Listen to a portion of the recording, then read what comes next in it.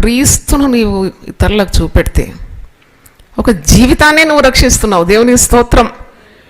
ప్రతి విధమైన కీడు నుండి ఒక ప్రాణాన్నే నువ్వు రక్షిస్తున్నావు. అందుకే సువార్త చేయాలి. సువార్త అందించు వారి పాదములట పర్వతముల మీద అతి సుందరంగా కనబడుతుంది. సువార్త అనేది దేవుని శక్తి. అంటే పునరుద్ధానములో నీ విశ్వాసం, క్రీస్తు మరణములో నీ విశ్వాసం, యేసు ప్రభు రెండవసారి రానున్నాడంటే విశ్వాసం. పరలోకంలో మనమందరము ప్రభుతో ఆనందించబోతున్నామంటే అది విశ్వాసం. విశ్వసించని వాడు కలవరపడుతూ ఉంటాడు, విశ్వసించేవాడు కలవరపడాడు, విశ్వసించేవాడు సిగ్గుపడడు, విశ్వసింపని వాడు అవమానానికి, సిగ్గుకు, దెబ్బలకు, శిక్షలకు గురవుతున్నాడు. అర్థమైతే ఒకసారి హల్లెలూయా చెప్దామా? హల్లెలూయా.